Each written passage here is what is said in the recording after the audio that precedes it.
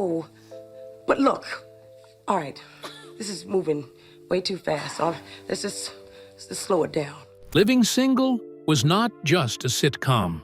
It was one of those rare shows that felt real, funny, warm, and full of people you actually wanted to know. The cast had unforgettable chemistry, the characters felt honest, and for a lot of fans, the show became something bigger than just comedy. It felt familiar, comforting, and way ahead of its time. But looking back now, there is even more to notice.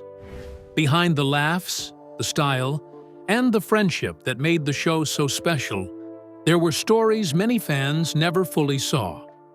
Join us as we take a closer look at the cast of Living Single, the bond they shared, and the truth behind the legacy they left behind.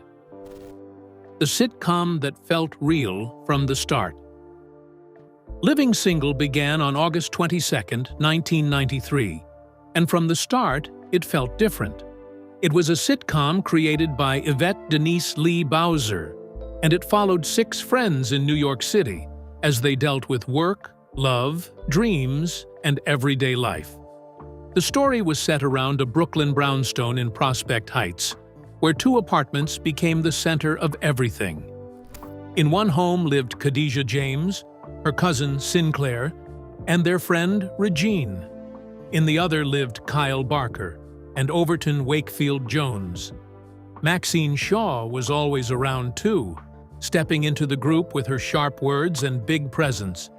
The jokes landed, the friendships felt real, and the group had a rhythm that pulled people in fast. Khadijah was focused and driven as the editor and publisher of Flavor. Sinclair was sweet and hopeful. Regine loved image, gossip, and the idea of finding a rich man. Max was tough, smart, and never afraid to say what she thought. Kyle was polished and quick with a comeback, while Overton brought warmth and a kind heart. That mix gave the show balance. It had romance, rivalry, ambition, and comfort all at once. Living Single built a world that felt fun and honest. But the story behind that world started even earlier. Why Living Single had to exist. Before the title Living Single was locked in, Fox had already started putting pieces together. Queen Latifah and Kim Coles both had development deals with the network, and in March 1993, Fox announced a sitcom called My Girls about roommates living in New York City. Not long before the show premiered, the name was changed to Living Single.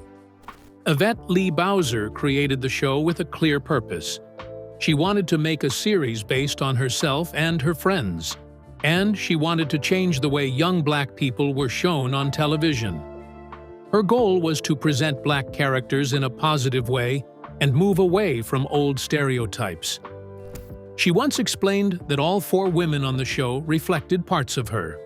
In her words, "I've been as ditzy as Sinclair, as superficial as Regine, as bitter as Max, and as focused and driven as Khadijah." That helps explain why the women felt real. They were not written like flat sitcom types. They had flaws, drive, insecurity, humor, and heart. Khadijah was even shaped around Queen Latifah herself.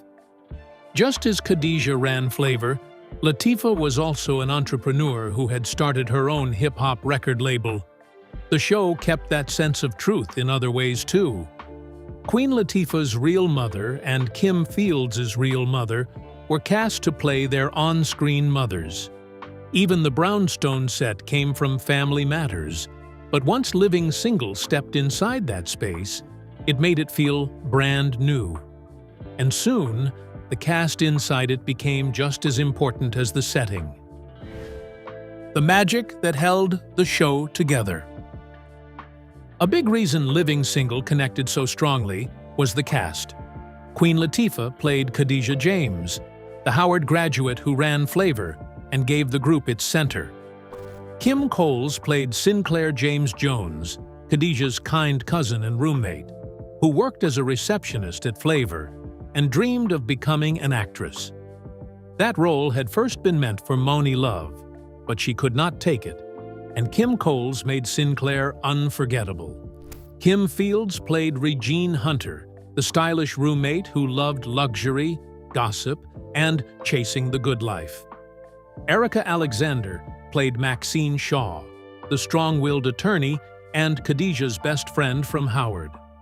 T.C. Carson played Kyle Barker, the stockbroker whose verbal battles with Max hid their attraction. John Henton played Overton, the handyman with a huge heart and deep love for Sinclair. Later, Mel Jackson joined as Trip, an aspiring songwriter who moved in during the final season.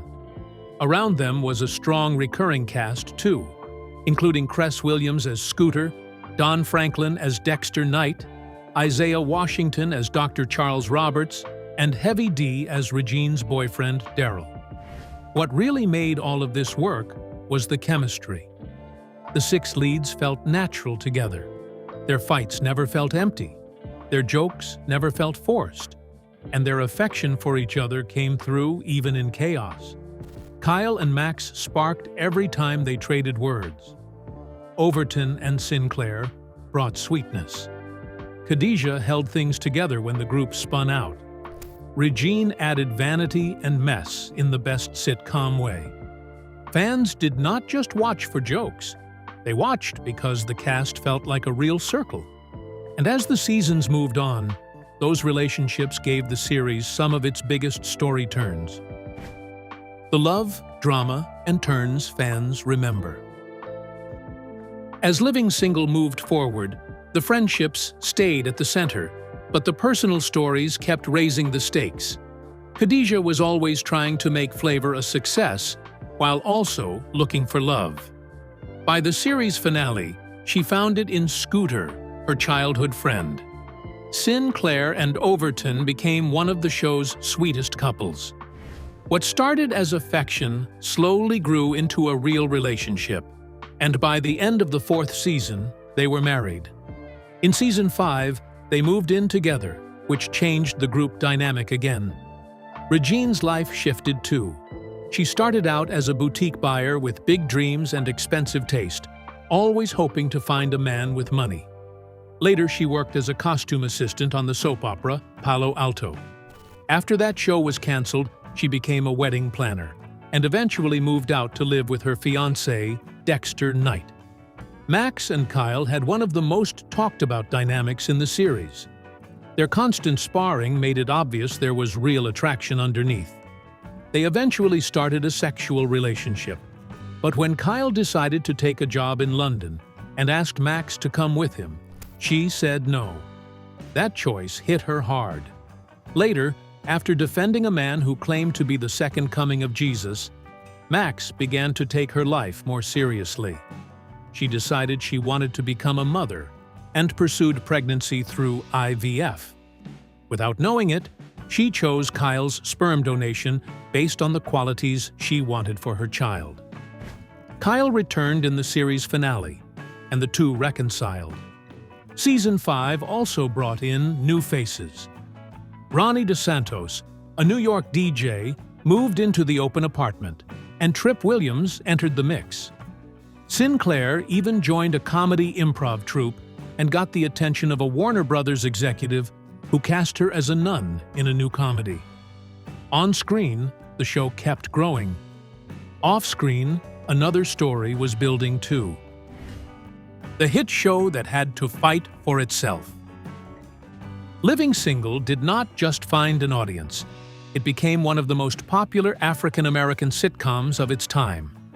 In its first season, it regularly pulled in better ratings than Martin, which aired right before it on Thursday nights, and it became the 4th highest-rated show on Fox out of the network's 12 current series. Across all 5 seasons, it stayed among the top 5 in African-American ratings. Viewers connected with it because the characters felt familiar and real. Yvette Lee Bowser said fans often told her that the characters reminded them of themselves, their friends, or their relatives. As she put it, they all know someone like one of the characters. The show also stood out because it presented successful black characters in a way that felt funny, polished, and grounded. Khadijah was a business owner. Max was an attorney. Kyle was a stockbroker. That kind of representation mattered, and it helped the show mean more than just laughs. But as Living Single grew more important, pressure around it grew too. Some of the biggest battles were not on screen at all. Yvette Lee Bowser later revealed that network executives once tried to remove Maxine Shaw because they were uneasy about her strong personality. Bowser refused. She saw herself in Max and would not compromise. She fought hard enough to keep the character, though Max ended up living across the street instead of inside the women's apartment. That was an early sign of how much the team had to fight to protect the show's voice. Authenticity mattered to them, and they did not want that taken away. T.C. Carson later spoke openly about those struggles. He said the cast often felt they were getting less than and were not receiving the respect they deserved. He became a spokesperson when problems came up, but he also made clear that these concerns were shared by the whole cast. In his words, they were 5 grown people, and any issue raised was a group decision. One major concern was how the 2 male leads were being written. Carson said they told producers, "You cannot put 2 buffoonish black men against 4 strong black women. You have to think about it differently." He knew the role meant more than just having a job. He said, "I was happy I had a job, but I understood the importance of the job I had. I understood the importance of what these characters meant to my community." And by the later seasons, those tensions were no longer something the cast could keep behind the scenes. When the cracks started to show. By the later seasons, the strain was harder to hide. T.C. Carson said he was fired after season 4, and what hurt him most was not only that it happened, but how it happened. He said his lawyer called him almost 2 minutes after a key episode aired to tell him he would not be coming back. Carson believed the network saw him as a problem because he had become the voice speaking up about creative issues and respect for the cast. Erica Alexander later made it clear how much that loss hurt. She said she did not even know how to be Max without him, and described it as feeling like somebody had ripped out her soul and then told her to keep going. Kim Coles and Alexander both supported Carson publicly, showing that his exit was not seen as a private issue. To them, it was part of a bigger pattern. Around the same time, fans noticed that Sinclair began disappearing from episodes in season 5. There was no strong explanation on screen, which made the change stand out even more. Because Sinclair was such a central part of the group, her reduced presence raised questions right away. Rumors grew, but no clear public answer ever settled everything. That only added to the feeling that the show was becoming unstable behind the scenes. Reports also said tensions worsened when a new Fox executive came in during season 5. There was pressure to soften storylines and reshape the show for a broader audience. The cast and writers pushed back because they felt those changes would water down what made the series honest. One conflict centered on what was described as an infamous scene that executives wanted rewritten. The creative team resisted because they believed changing it would hurt the show's integrity. Not long after those fights, Fox chose not to renew the series. The ending was not framed as just a simple ratings issue. For many involved, it reflected television politics, control, and the painful question of whose stories were truly valued. To see why the ending hit so hard, it helps to go back to the beginning, when Living Single was first created with a purpose much bigger than just making people laugh. Why Living Single had to exist. In a 2018 interview marking 20 years since the series ended, Yvette Lee Bowser looked back on why Living Single mattered so much from the start. She explained that after A Different World went off the air, something important was missing from television. There was no longer a strong space for black female voices. In her words, "Suddenly, I didn't see myself." That feeling became the reason she created Living Single. It was not just another sitcom meant to fill a time slot. She wanted to build a show that reflected the people she knew and the life she understood. She wanted young black characters to be shown in a more honest and positive way. She wanted them to be funny, ambitious, stylish, flawed, and real.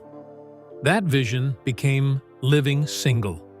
The show followed 6 friends in Brooklyn as they handled work, love, friendship, and the everyday chaos of adult life. What made it stand out was how natural it felt. These did not feel like empty sitcom characters. They felt like real people, with real careers, real attitudes, and real goals. There was a publisher, a lawyer, a stockbroker, and a group of friends trying to build full lives in New York. John Henton later said people had seen black families on television before, but they had not really seen young black stockbrokers, lawyers, and publishers like this. He said it felt fresh, new, and unlike what had come before.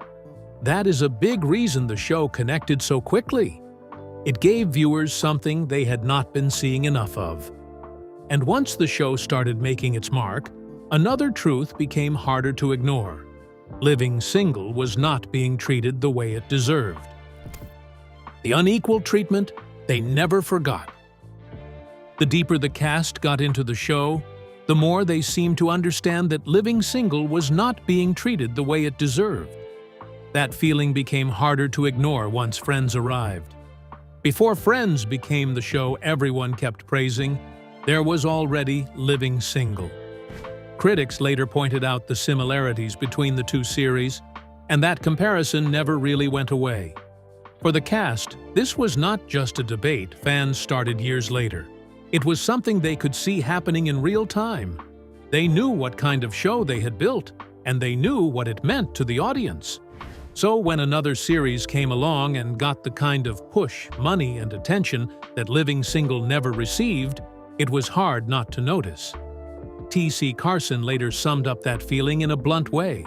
He said, "We were getting less than all the way around, and then they created Friends and gave them everything." Because both shows were tied to Warner Brothers, that contrast felt personal. It was not just about ratings or popularity. It was about watching another show benefit from a path that Living Single had already helped clear. Queen Latifah also spoke about that history openly. During a 2017 appearance on Watch What Happens Live, she made it clear that the cast already knew they had been doing what Friends later got credit for.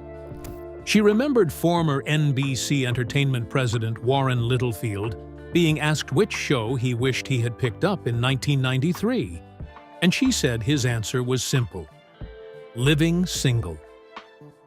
When the conversation turned to what followed, Latifah's response was direct. She said, "They created Friends." At the same time, she did not speak with bitterness. She also said, "Friends was so good, so it wasn't like we hated on it." That matters because the issue was never about denying the success of Friends.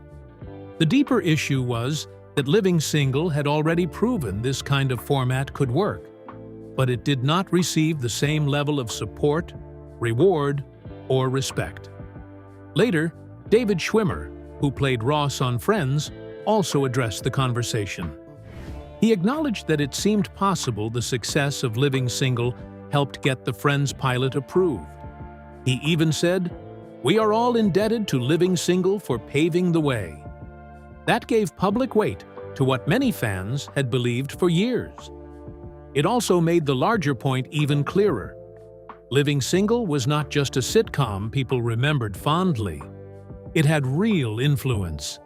It helped shape the television space that came after it. Yvette Lee Bowser knew that too. In 2018, as people looked back on the show's legacy, she said she felt blessed that her vision and her characters had stayed with viewers through the decades. She said, It's a blessing to set out to make art, make TV, and to end up making history. That pride was well earned.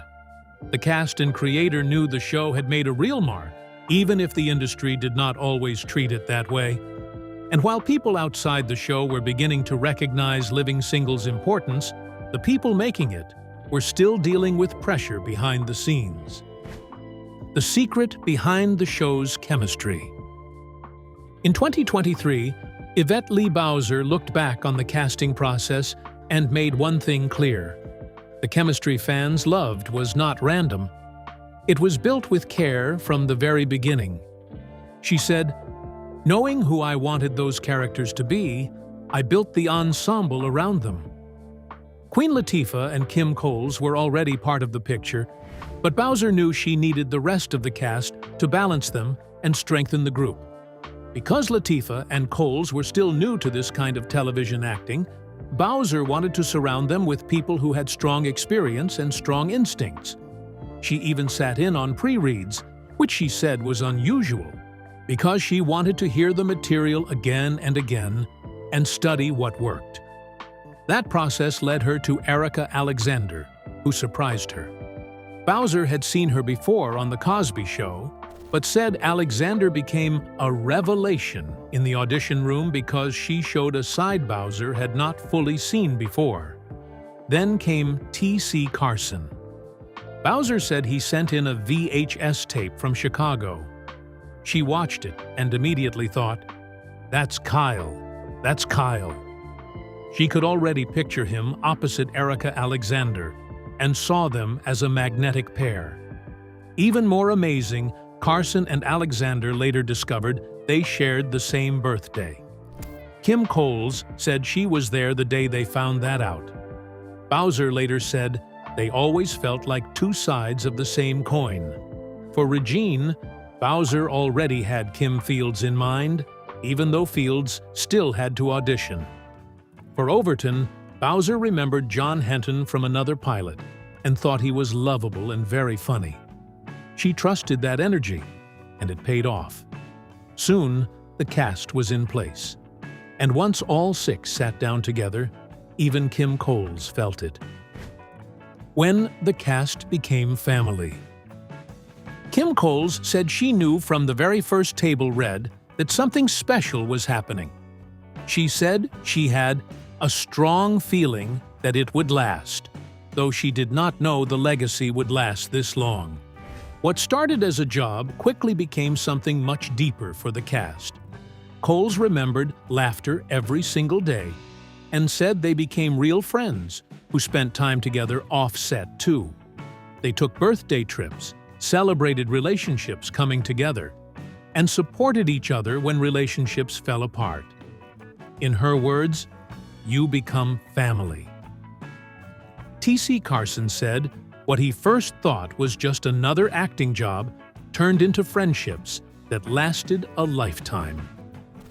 In 2023, Bowser said the cast still talks in a group chat pretty often and described their bond using the words from the theme song, "We're still true blue, tight like glue." She said that spirit never really left them.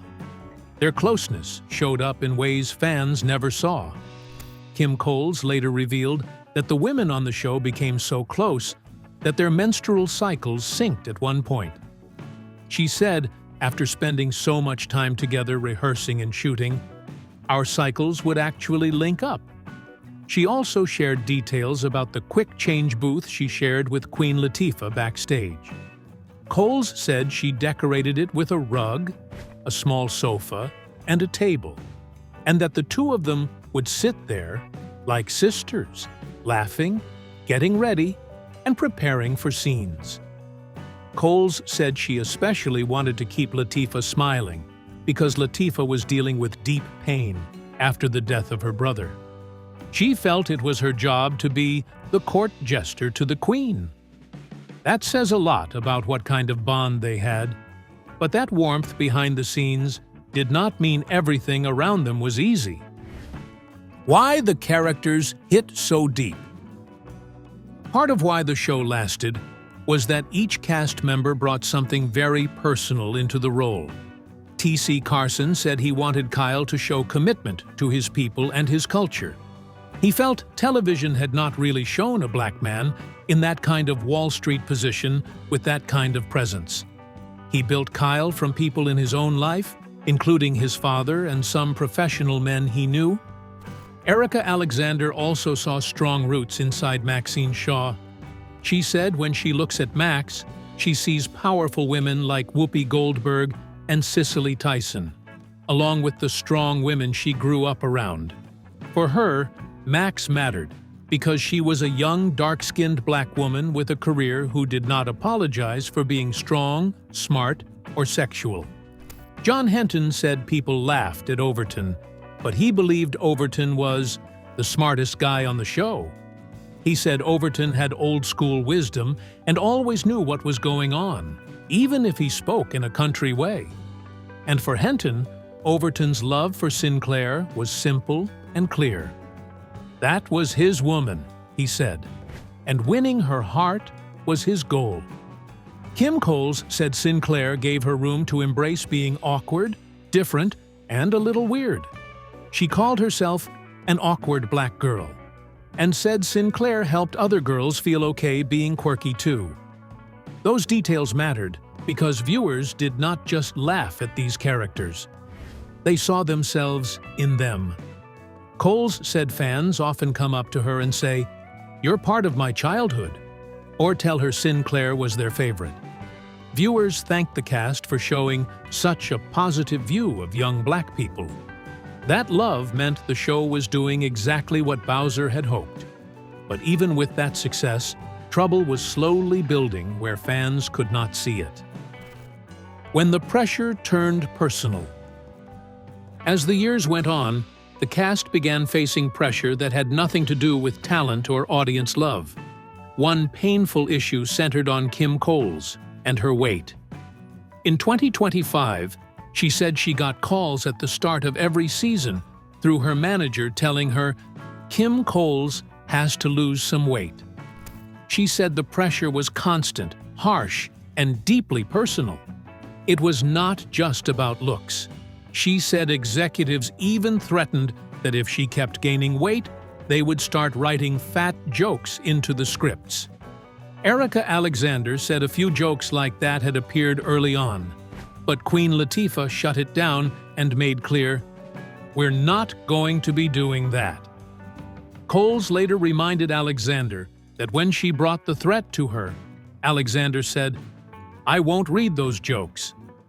That support mattered because Coles said the pressure got into her mind and affected how she saw herself.